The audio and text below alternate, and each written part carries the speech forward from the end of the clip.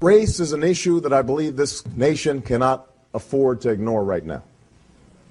We would be making the same mistake that Reverend Wright made in his offending sermons about America, to simplify and stereotype and amplify the negative to the point that it distorts reality.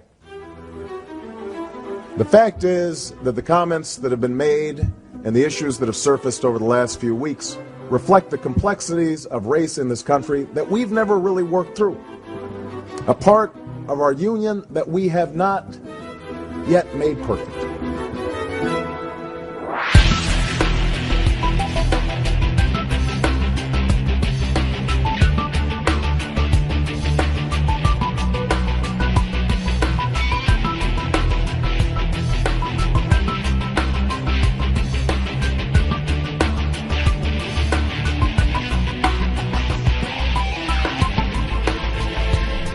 I agree with Senator Obama. It is time for America to have a conversation about race. I can't think of another issue facing our country that is more timely or more important today than the issue of racism. I also can't think of another issue that is more artificial, manufactured, and manipulated than this whole construct called racism. You see, I've grown suspicious of the term itself and of people who use it frequently.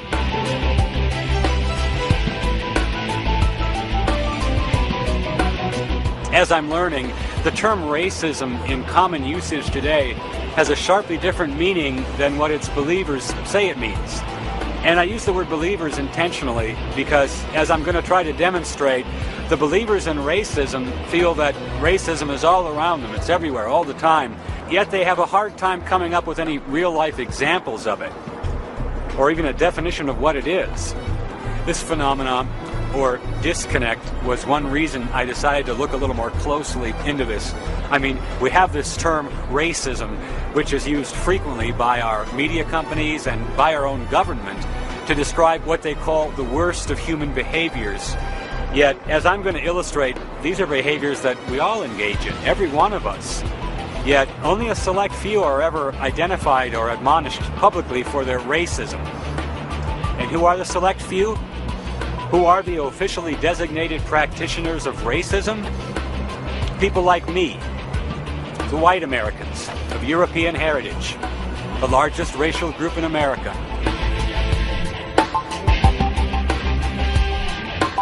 And this is what I'm going to demonstrate. This construct of racism is not an objective term. It has no concise definition. In fact, it's used too often as a tool of intimidation, like a hammer against Caucasian whites. And so for my demonstration, I'm simply going to interview some of racism's believers and look for inconsistencies. And finding believers is easy. I ran an ad in Craigslist for interview subjects under the heading of Ending Racism Now. We'll also stop at a busy street corner in downtown Denver and stop random passersby for their opinions on the subject. From there, I think we'll be able to determine what the conventional wisdom on racism really is, glaring contradictions and all. So those are my intentions. I'm not trying to make anyone look foolish, but the conventional wisdom on racism is so convoluted today that sometimes it's unavoidable.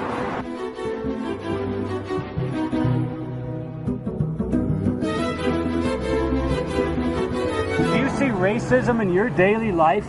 Every day. Every day. Every day. Do I see racism in my life? I see it every day. Every day. I see racism in my daily life almost every place. In my daily life. Do you see racism in your daily life? Yeah, a lot. A lot? Yes. It's still here. It's still here. It's still here. I see racism in my daily life pretty much typically every day, you know. You see it every day. Like if you walk into a company and you're the only black person there, or you're the only Asian, or the only gay person, or the only Muslim person. It's not very diverse. Do I see racism in my daily life? I do. I experience it in subtle ways, especially because of where I live. I've lived in other cities where it was more overt, but being in Colorado, everything it's like a subtle undercurrent. I moved away from Denver when I was here before because I felt that Denver was racist, but then I found out all the cities are racist. Phase 1 complete. Racism is everywhere. Now I'll ask the other question.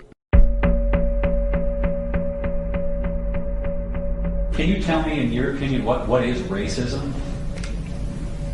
I can tell you what racism is not.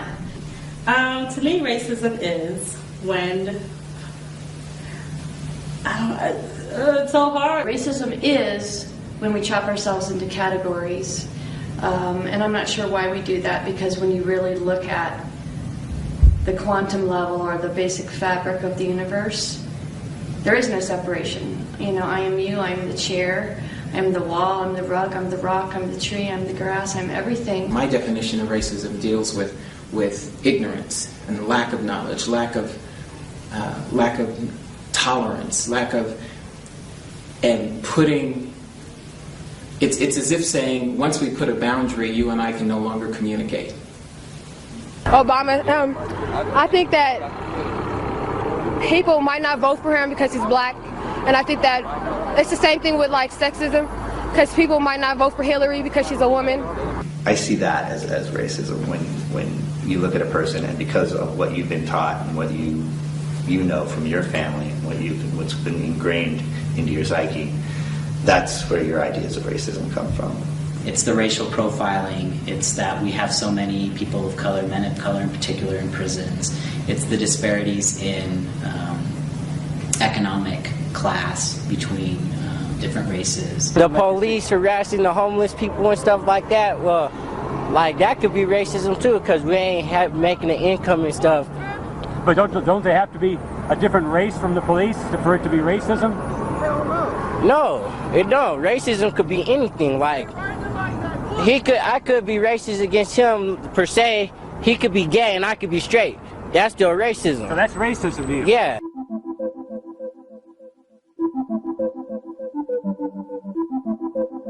That's what I mean by disconnects. I can't think of another word that's more common in usage today, yet so vague and even contradictory in meaning. Can anyone be blamed for being a little leery of such a flexible term? An actual definition of the term would be an important part of any conversation about race, but there isn't one. Or let me put it another way. There are hundreds of subjective, highly complex definitions, some of them paragraphs long. It seems that even our own wordsmiths are having trouble with this one. Some of the more readable definitions include this one from Wikipedia. The term usually denotes race-based prejudice, violence, discrimination, or oppression. Notice anything peculiar about that definition? Yeah? It says usually. You know, I don't want to date myself here, but I remember a time when definitions were, by definition, definite. But in definitions of the word racism today, we find words like usually. Wikipedia continues. The term can also have varying and hotly contested definitions. Does it seem rational for a word with hotly contested definitions to be so widely used, especially by our friends in the journalism industry? Here are definitions of racism from the American Heritage Dictionary and from Webster's. Within these definitions, we can see a common thread. The common thread is the belief that one race is superior to or better than another race. We'll label that as our conventional wisdom definition, and I'll get back to that in a moment. But back to the interviews. None could give me a concise definition of what racism is, yet each said they saw it in their daily lives. So this time, I'll ask for a description of any of these specific incidents, not the generalities we've all heard, but actual first-person accounts of racism.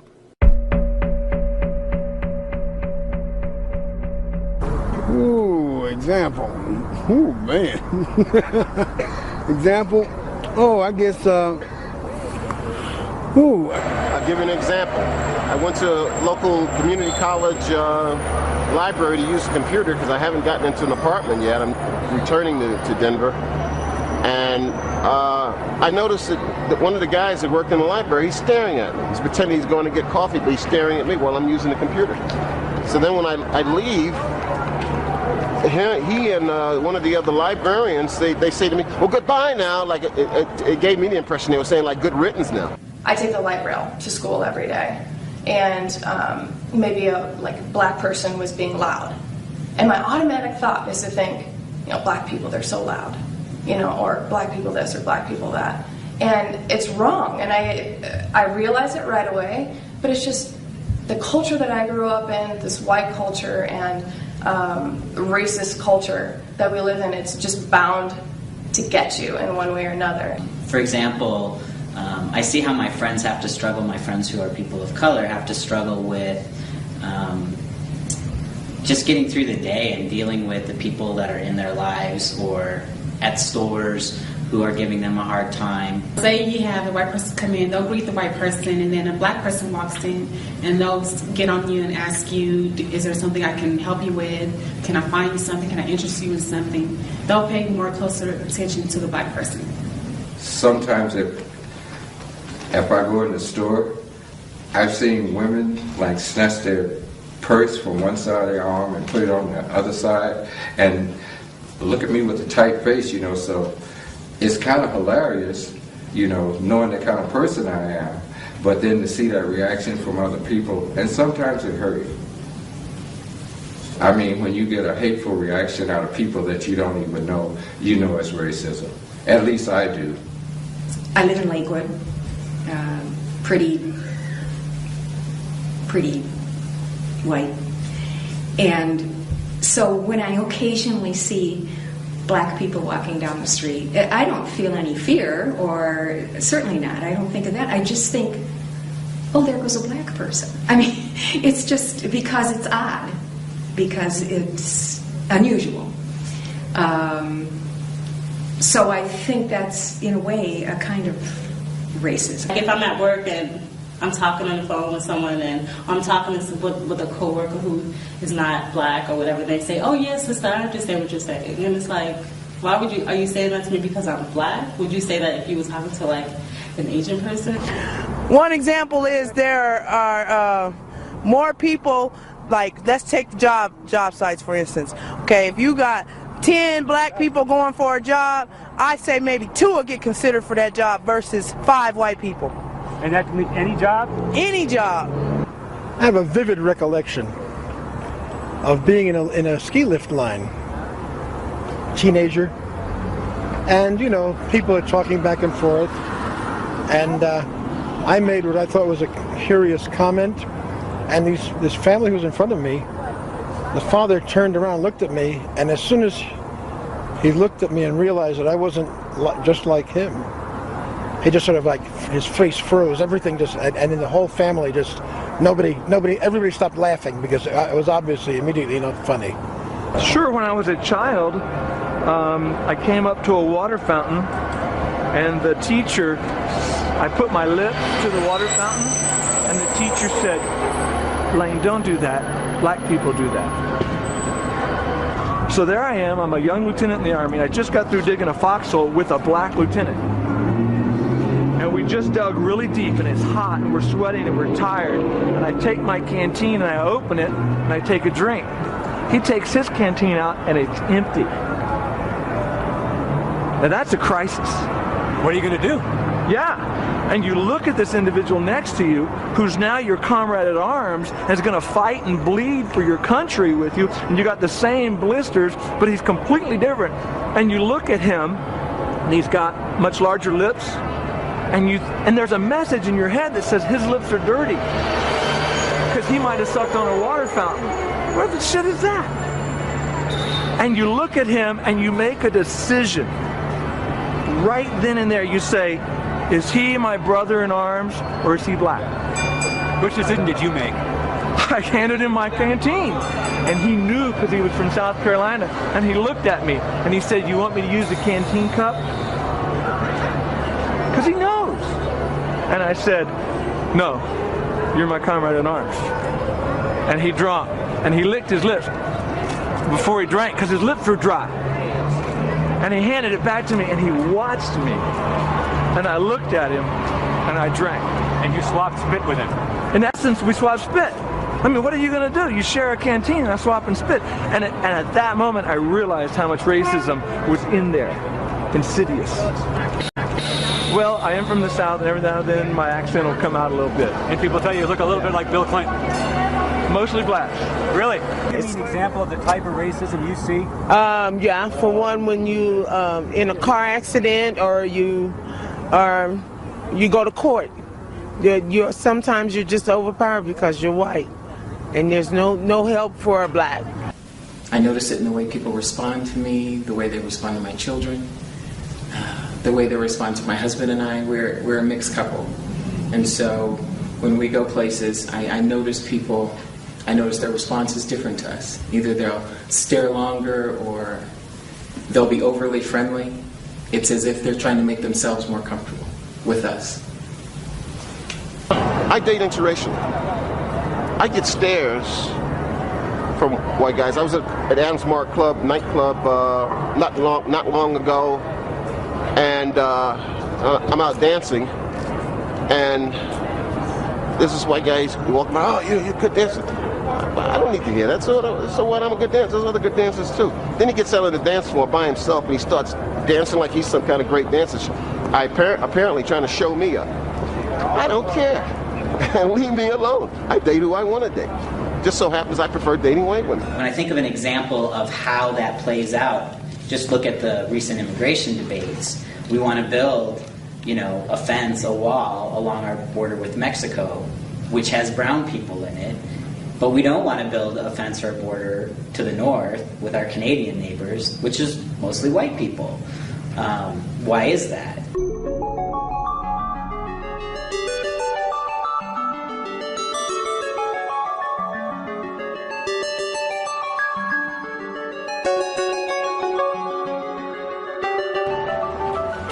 So when I asked people who said they saw racism in their daily lives to give me an example of it, two couldn't.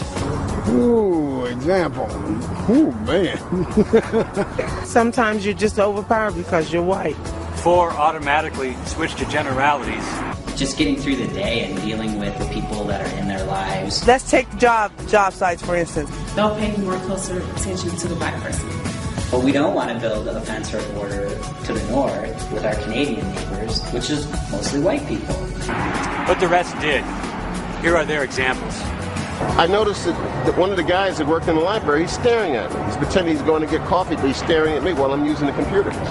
So then when I leave, he and one of the other librarians, they say to me, well, goodbye now. Like, it gave me the impression they were saying, like, good riddance now. And my automatic thought was to think, black people, they're so loud.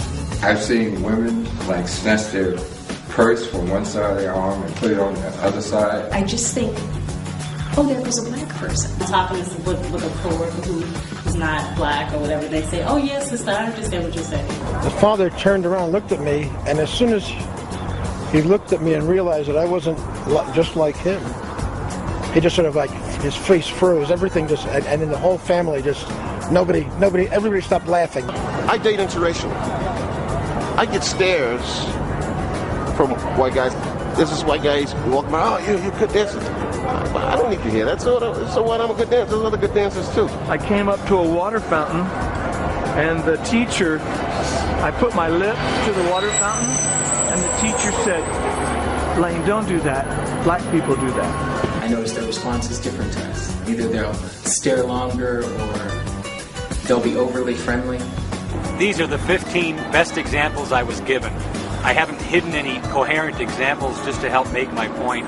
And I have to mention again that these examples are given by people of all races who claim to see racism in their daily lives. Well, I hate to have to be the one to point this out, but all of these examples of this so-called racism that permeates our nation, none of them really amount to anything. Can staring at someone really be compared with persecution? Can being overly friendly to someone really be compared with denying them employment? And when I become aware of disconnects like this, I start to look for others. What other inconsistencies are hiding behind this word, this hammer called racism?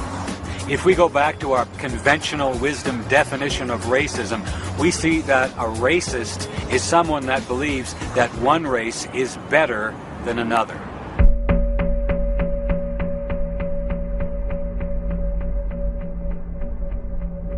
What would you say to someone that said blacks are better basketball players than whites on average? I would say that is true. Would you agree the NBA is 90% African American? Yes, I would. Why is that? Because they think that we're black, that we're better at athletes and stuff like that. As it is now, yeah, I would say that black men are better at basketball than white men. Okay. Because of the results that we see. Because of the results that we see.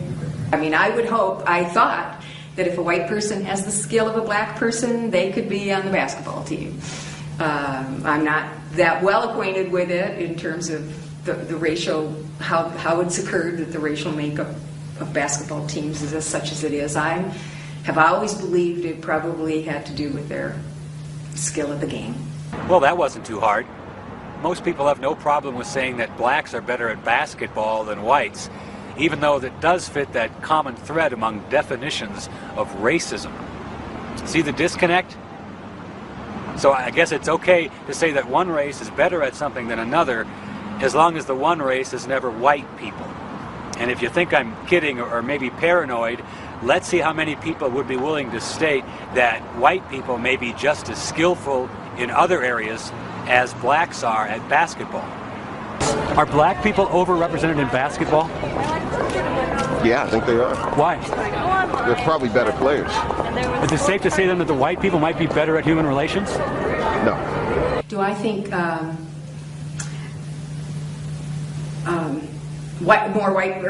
there are areas where white people excel and it's due to their skill and that's why more white people are in those areas?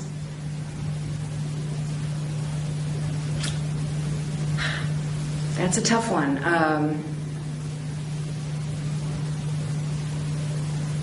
I think it could be true, but I don't know what the areas would be. Are white men better at keeping jobs and paying bills than black men? Now that just opens up a whole bag of tricks. That just throws in socioeconomic status, racism, culture, everything. Now, the point I'm going to notice, Tina, was that when I asked you if black men were better at basketball, you gave me basically a one-word answer with a couple of qualifiers. Right. If I asked you if men are better at holding down a job, I got 3 paragraphs. Right.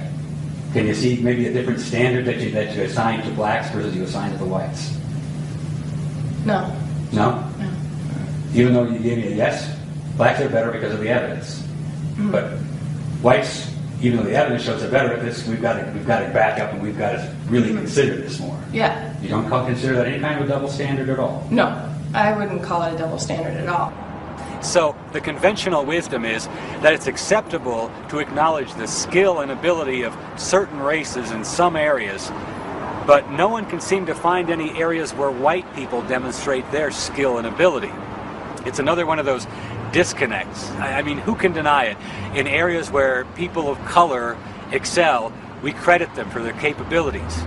But how do we view areas where whites excel? We condemn them for their racism. This double standard is a clear example of how the conventional wisdom on racism has become itself a form of anti-white bigotry. And I'll demonstrate this by asking about an area where white people do well.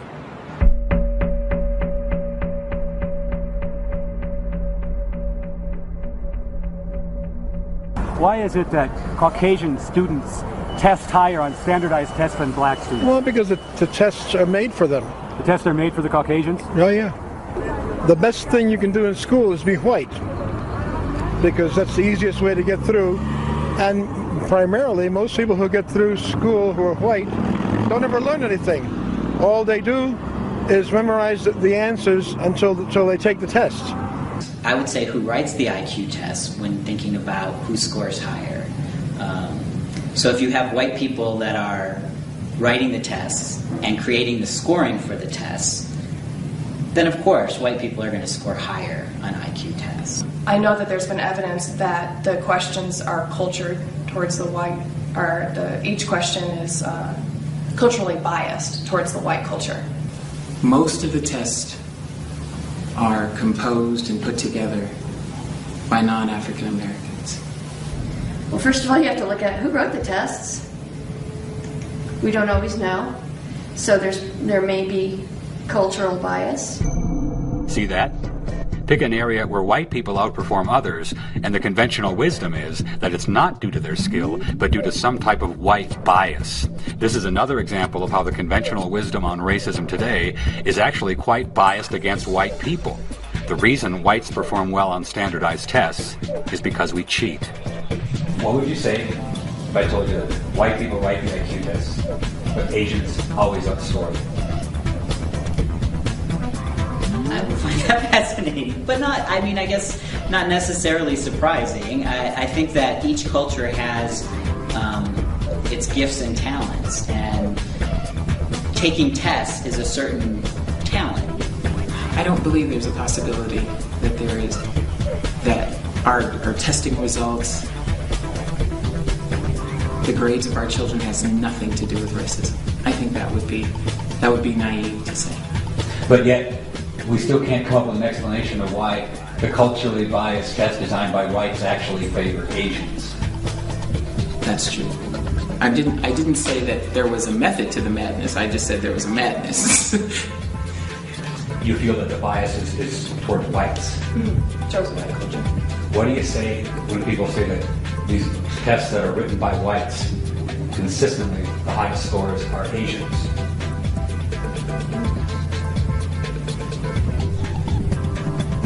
I guess I don't know that statistic. My first guess for the reasons why Asians do better, and from what I've studied, that questions tend to be culture towards the white culture, barber bias towards white culture, is that similarities in teaching style. That would be probably my best guess. But even if there are similarities in teaching styles, wouldn't the whites, if they're culturally biased towards the whites, if they were culturally biased towards the whites, wouldn't the whites still be the ones exceeding?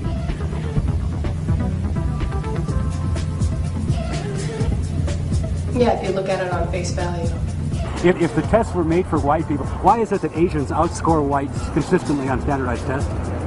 Well, first of all, Asians have 6,000 years of written literate history behind them. But you said that Asians, this tests were made for whites. Well, they're made for people who think a certain way. So Asians and whites think a different way than African Americans do, and Latinos?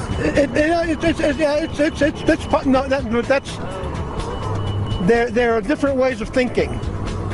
Different populations represent those ways of thought and cultural congruences different ways. I'm trying to get back to my original point. You said that the tests were created for whites. I said that Asians outscore them, and you said the reason why is why? Well, I don't think we have time to cover that right now. This is the unchallenged, disconnected outlook that passes for logic in many of the mainstream of our culture today.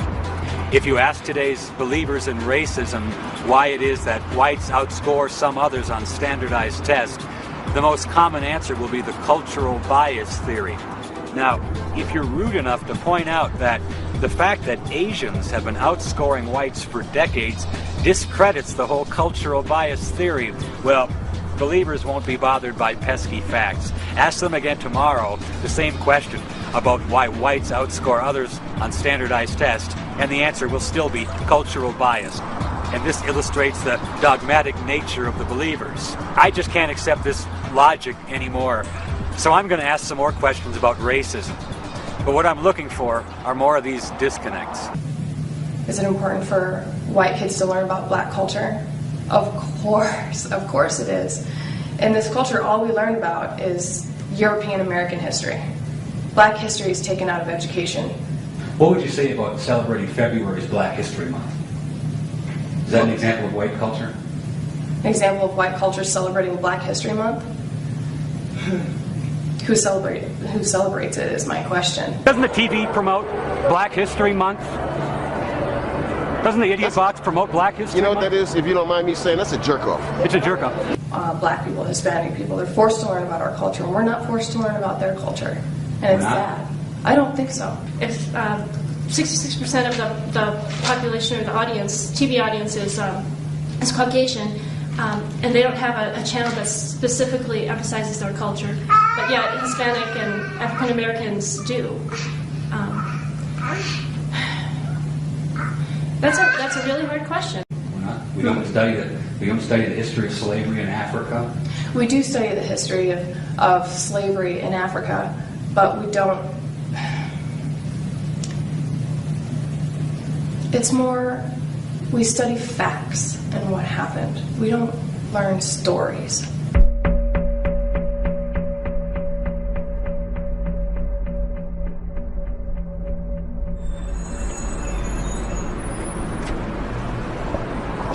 And with all this racism that permeates our country today, I thought it would be easy for people to come up with the name of a public figure who was racist.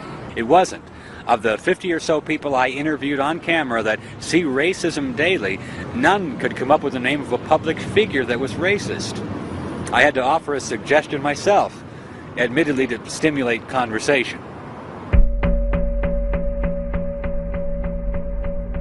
I would say Jesse Jackson is not a racist at all. He fights against racism. He fights for peace. He wants justice, and he tries to do what he can to bring together that justice and peace. And he wants people to be united as well. As far as Reverend Jesse Jackson using racism as profit, like I say, he's a man, a good man, and he has done some things that we probably aren't proud of, but he sticks by what he does. Do I think Jesse Jackson is a racist? I guess I don't. I guess I don't. I think he's an advocate for black people, and I was going to say his people, and that's an important role, but I've never thought of him as a racist. So you said that being an advocate for his people, for black people, is a good thing. I do think that. Can you name an advocate for white people?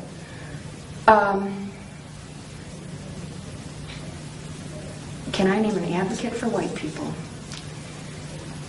Wow. Specifically for white people.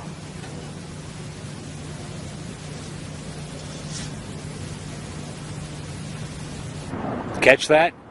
Being an advocate for one's racial group is an important role, as long as one's racial group is not white people. The very idea of being an advocate for white people is offensive, mostly to those calling others racists. I got the impression on the mall, they have Nicollet Mall in Minneapolis, that it's like this mall here. They want to keep black people off of the mall. There's a lot of white guys up and down the 16th Street Mall that are soliciting, and that pisses me off, because I've been at one point in my life where I was penniless and didn't have anything. I never panhandled. I never begged for money. And that pisses me off. So I told the guy who solicited me yesterday, happened to be a white guy. If he was a black guy, I'd be pissed off too. I told him, I said, I think the welfare department is right down there. And that's another thing that pisses me off. I did everything I was supposed to do, never broke the law, always tried to work for a living, and I still get treated like a second-class citizen. I risk my life for my country. Who's treating you like a second-class citizen? Mostly white males. I do believe that our culture is racist. Who's it in benefit of? White males. White males? Yeah. You mentioned the racism, but where's the racism in this? The racism is he's paying particular close attention to me because I'm in the company, my girlfriend's white, and I'm in the company of a white woman. This isn't a dance club? Yeah. A disco? Yeah. But can you ever see a situation where African-American men might try to intimidate white men in that same situation? Yeah, but not as much. Not as much? It doesn't happen as much.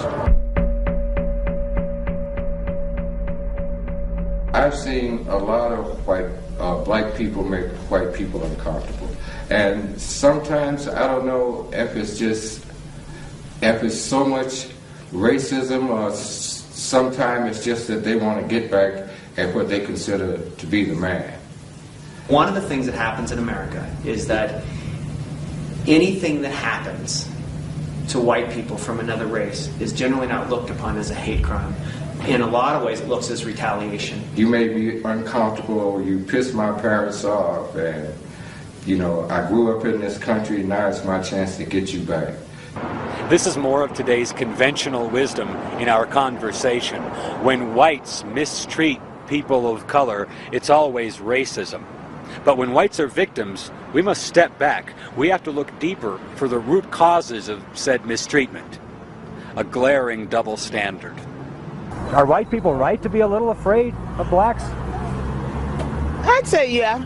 Yeah? They intimidate them because now it's more interracial. It's kind of, I don't know. No, wait a second. The Filipinos are all looking for money. And what did you say, the other one? Like Jewish people, they're cheap. I mean, everybody has like their own stereotypes. Give me some more of those. I don't know. I can't. Black people. Black people were criminals.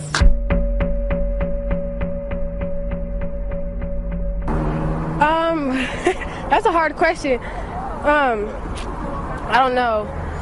I don't have an answer for that one, actually.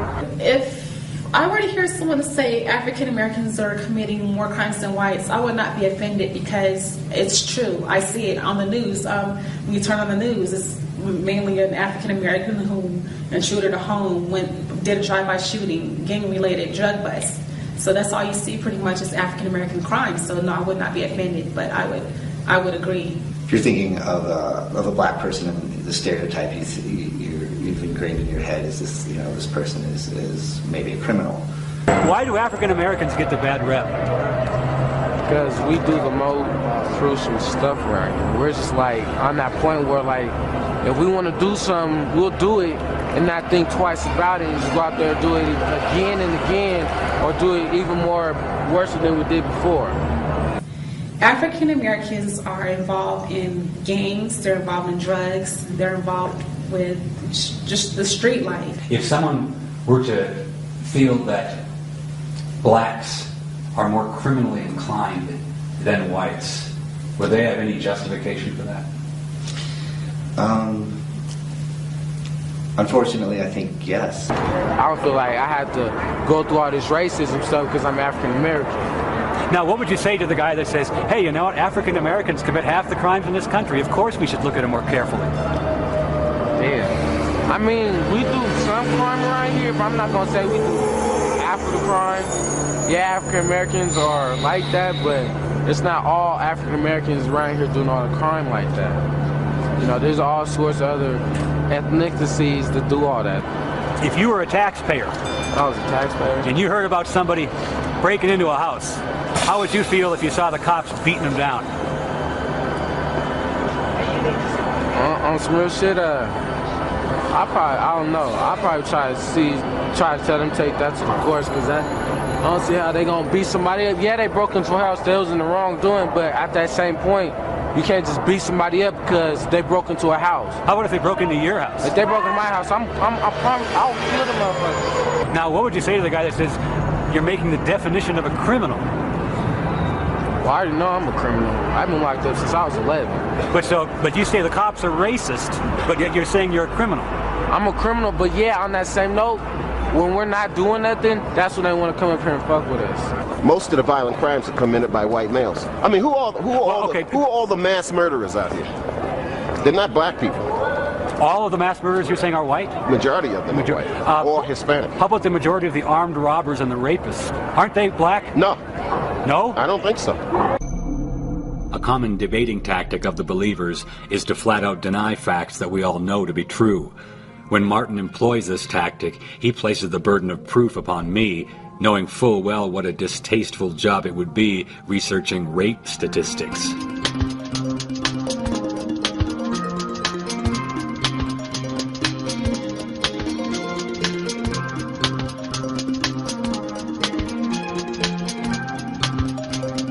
This shocking fact is one of many not reported to the American public. We're bombarded with messages telling us that racism is evil. But if selecting people for discrimination based on their skin color is racism, and it's a bad thing, well, isn't selecting people for rape because of their skin color also a bad thing? In fact, isn't it a much worse thing? And that's quite another disconnect. In other words, the conventional wisdom on racism says that I should be concerned when I hear that somewhere a white person might be persecuting someone because of their skin color. I should make it my business. Yet, God forbid that I become concerned when I hear that white women are being raped because of their skin color 100 times a day right now in America. Well, we know what happens to people concerned about those facts. They get stereotyped as haters, and their opinions have no place in the public forum. Are the contradictions starting to become visible? You mentioned, you used a term, people of color. So who are not the people of color? Well, I would say white people are not people of color. So you're saying that it's impossible for a black to be racist? Yes. How many of us would keep using this word, racism, if we found out that to a good many people it can only really mean one thing: a bad white person?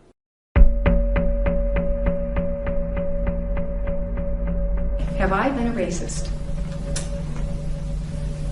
I like to think not.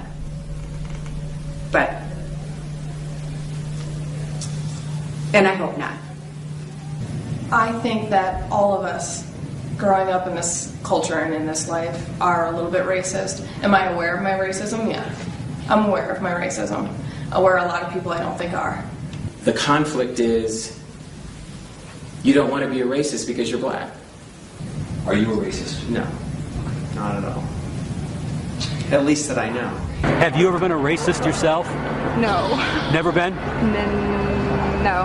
On a 1 to 10, 10 being a lot, and 1 being a little, how much racism is there in America today?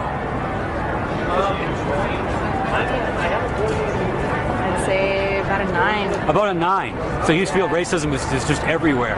Yeah, I believe it is, but I mean, I haven't experienced it myself. At one point in any conversation about race, one issue must be addressed, and it is a touchy one. But the answer to this question is paramount if we want our conversation to be objective. America never was a white nation. Never? Never. It was never a white nation.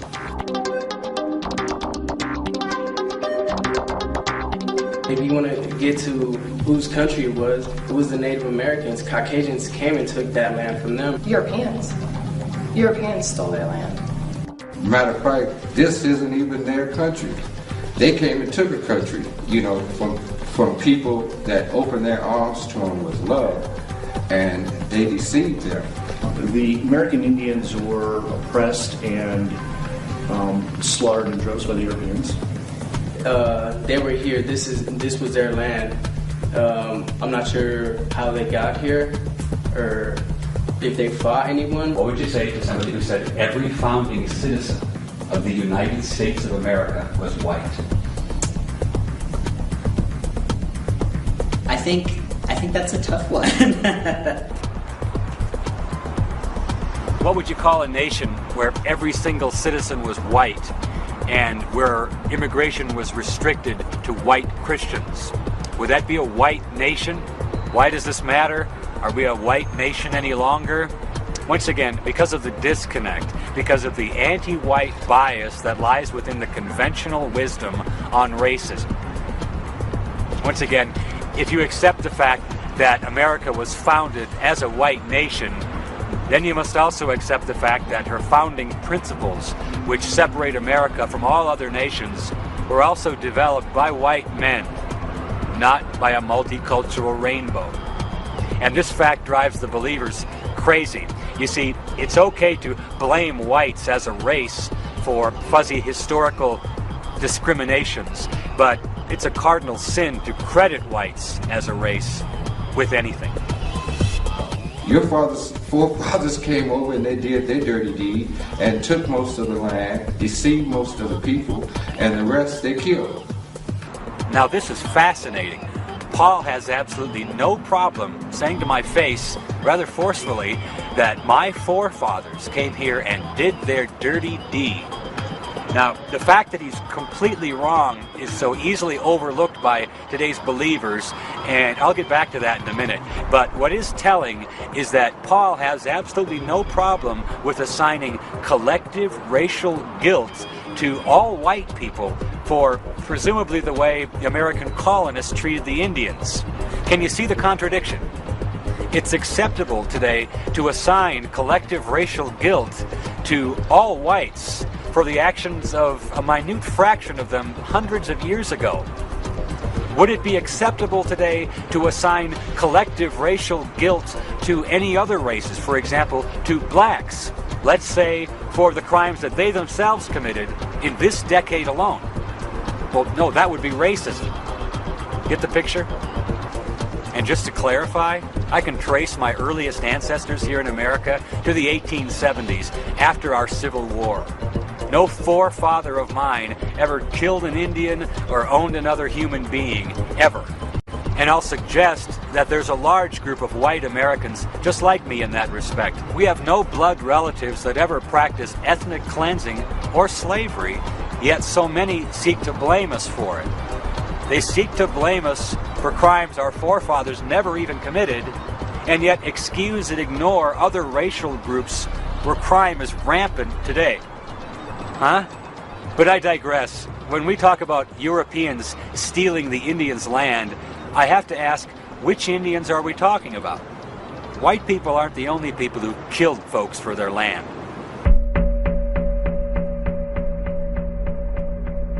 They didn't fight among each other, tribes? Oh, amongst each other, yes. Did they ever try to wipe out whole other tribes? I'm pretty sure they did.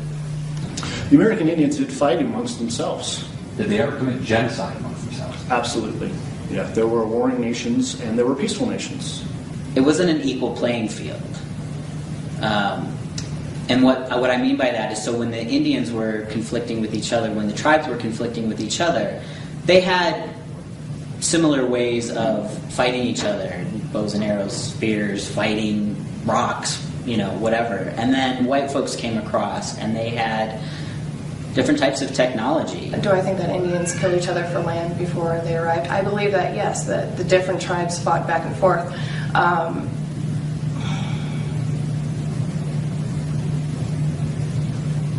But it's different, and I'm trying to explain how it's different. Here's the difference. Believers apply one set of standards to whites and another set of standards to everyone else. Isn't what the Caucasians did to the Indians the same things what the Indians did themselves? Yeah. Okay. They gave them a taste of their own medicine.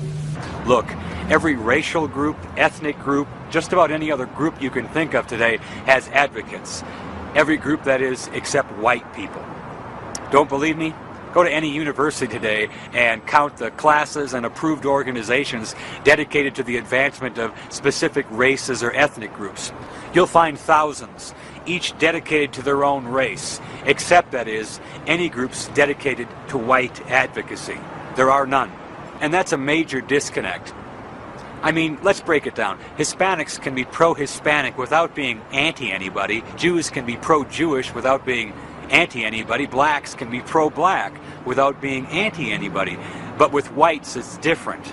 White people cannot be pro-white without being anti-everybody else.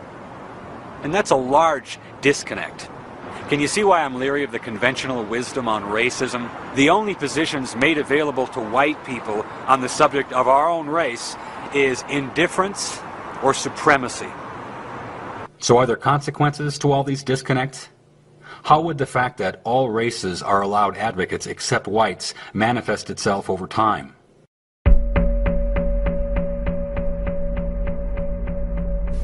Do I think white people will become a minority?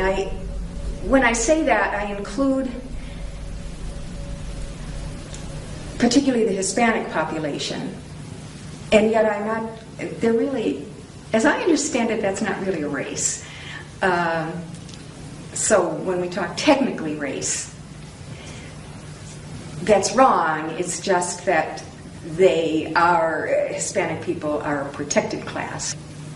Do I think white nationalists have a point in saying enough is enough when whites are now at 66%, when our founding fathers were at 100%?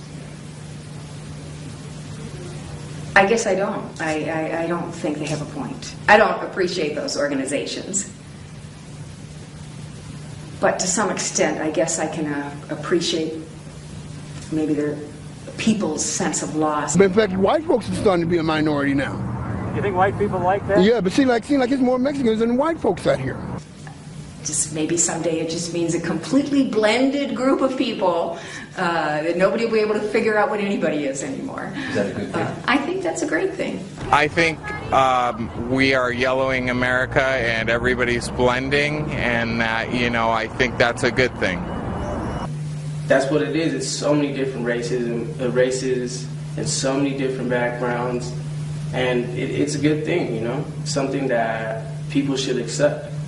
It's not like everybody's from England, or everybody's from Germany, or everybody's from France. This is a melting pot. It's 2008 now. It's time for change. America isn't just, the stereotypical Caucasian family or this and that. It's mixing bowl.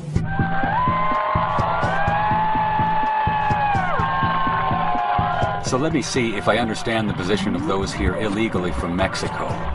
Although most belong to no one race, many unite under the banner of La Raza, or the race, in order to accuse Americans of racism.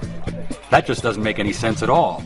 In other words, if we object to the stated agenda of replacing whites as the racial majority in America with Hispanics, it's us who get called the racists, not the people who are openly and actively working to change the racial makeup of our country. Does the word racist still seem like a good word choice?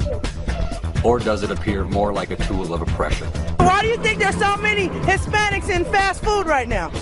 Tell me. Well, I think it's because a lot of them are illegal. How do you feel about immigration from Mexico? I think if they gonna come out here and live, they gotta abide by the laws. If they ain't gonna abide by the laws, they might as well get out of the country. Ooh, that's a good question. I think we got enough here. And just imagine how America's going to be 15 years from now. Oh, I can see the potential for a lot of racial tension between blacks and Latinos. You're here bleeding our social services, you're using our hospitals, you're using this without contributing anything to our society. But they can come over here and don't even have to speak English. You know what I'm saying? If we're in their country, we would have to adapt. The people who want to come to America, from Mexico, my feeling is, by God, let them in, you know? Absolutely. We've got some people saying that we've got to open up the door and allow more in. No, we shouldn't. People saying that we should close the door and build a wall. Close the door and build a wall. And what's so bad about it, these Mexicans have more of an attitude. They're more arrogant than what a white man is. So you say that the Mexicans are more racist than the whites? Yes, especially the ones with the big belt buckles and the reptile shoes. You know, the United States lets 250,000 immigrants come in every year. It's more than any country in the world. Correct. So you think that's not enough? We're not being generous enough? Well, I think we got too many already. We got too many? Too many. If you were the immigration czar, what would you do? If you could give one order, what would it be? I would send them back. All 20 million? Yeah. It comes down to our rights as a U.S. citizen. A citizen. You're not a citizen, right? No, I'm not. Okay. If you were the president, what would you do with the 20 million illegal aliens that are here? Oh, cinco dos adios. They'd be gone. Oh, it would be no problem. They'd be gone. Oh, no. Now, if I said that, I know what would happen.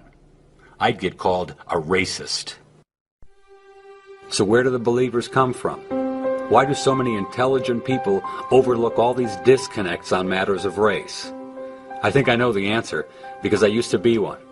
Like many others, I was trained to be a believer. I remember it well, the day I got my training on the subject of racism. I was in the 5th grade at one of many Jefferson elementary schools in the Midwest. Our teachers were Mr. Lee and Mr. Dragland. One day, they announced to the class that we were going to play a game. It was called a word association game. The teacher would write a word on the board, and we were all supposed to shout out what that word made us think of. It was going to be fun. Mr. Lee began, and he wrote on the board the first word in the game. The word was white, and he pronounced it white. And we responded with words like clean and pure and honest. And as Mr. Lee was noting them on the board, we added more. Words like good and fair and bright.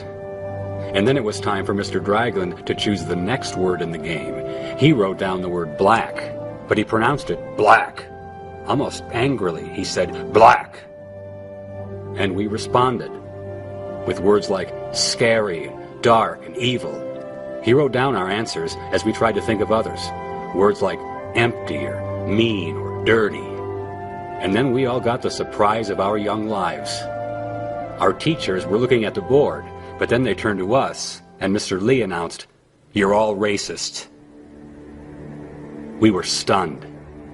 When one of the kids challenged them, he said, "I'm not a racist. I remember Mr. Lee saying something pretty close to, 'These are you kids' words, not ours. And frankly, we're both disgusted with all of you.'" The game had obviously ended. The classroom was silent, except for a couple of kids quietly crying.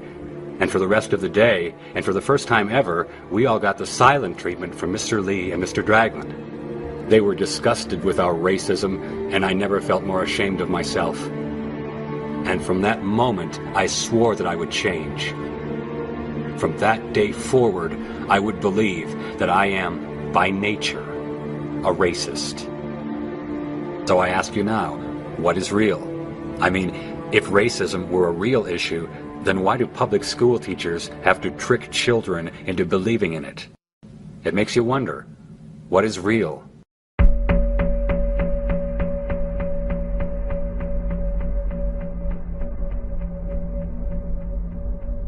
Do you see race as anything other than the color of someone's skin?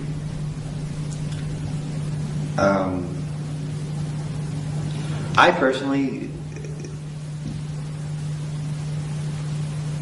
personally see race as the color of someone's skin. The idea of race is strictly a social construct.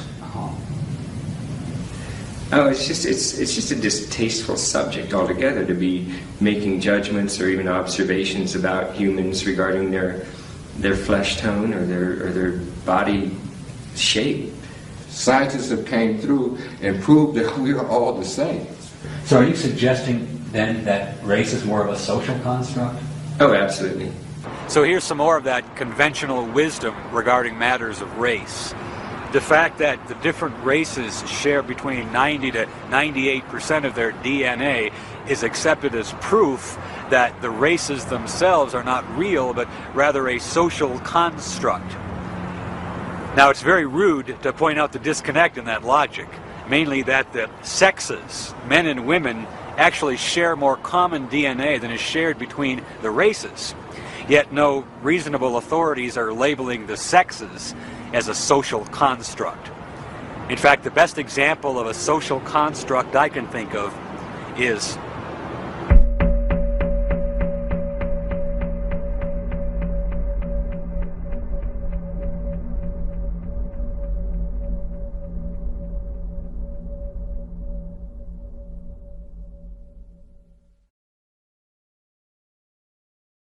we got to work too. Well, I mean, isn't affirmative action specifically no, it's not for blacks? working. Yeah, it was affirmative action, but it's not working the way that it's supposed to work. They hire a black female and say, yeah, we hired a minority and we hired a female. We got to kill two birds with one stone. Yeah, okay. and the black men are left out in the cold. I was born female and have been living somewhat as a male for about 10 years. You mentioned you have a teenage 14-year-old daughter. Son, I'm sorry, I'm confused. Yeah. Biological? Yes. So I gave birth to him before I transitioned. For example, a city like New Orleans or Chicago, some people will call them black cities. Mm-hmm. They overwhelmingly vote for black politicians. Yeah. Is that evidence of their racism? I think they just want to see their own race come up. You said you see racism every day. Can you give me another example? Another example? Oh, I'm fool, man. But really not, I really don't see it that much in this town.